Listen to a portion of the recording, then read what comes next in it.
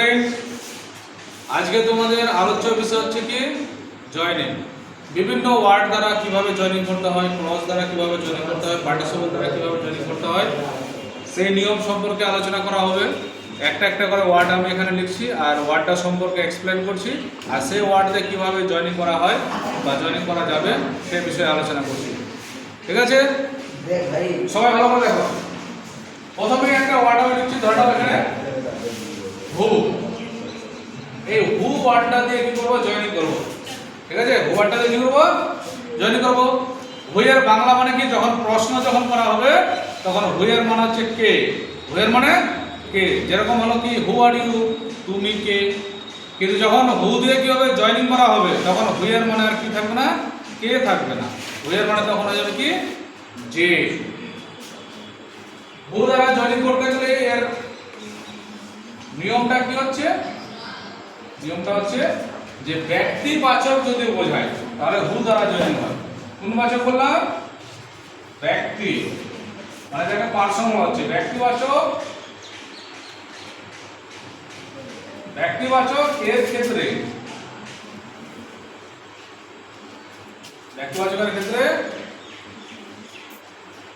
হু দ্বারা জয়েনিং হয়।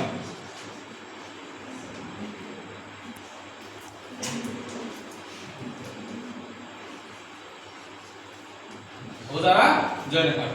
আরেকটা জিনিস কি মনে রাখতে হবে, যে প্রথম সেন্টেন্সের যদি সাবজেক্ট যদি ব্যক্তিবাচক হয় আর দ্বিতীয় সেন্টেন্সের যদি প্রোনাউন হি অথবা সি থাকে, তাহলে ফুল স্টপ এবং হি ও সি তুলে দিয়ে সেই জায়গায় হু বসালে কিন্তু উত্তর হয়ে যাবে।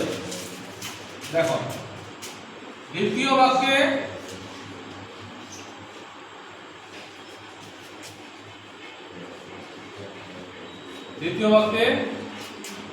প্রোনাউন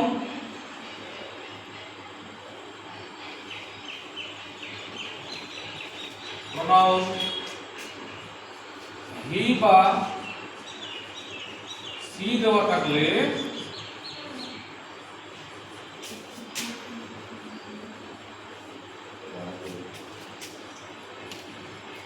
হি বা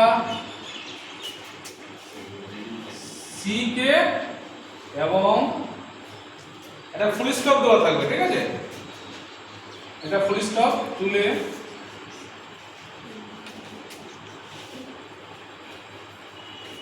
হু বসাতে হবে, হু বসাতে হবে।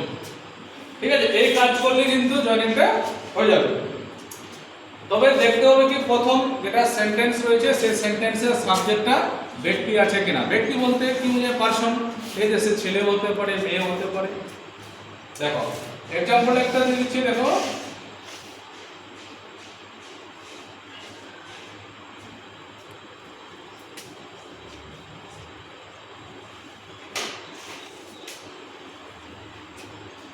I saw a man.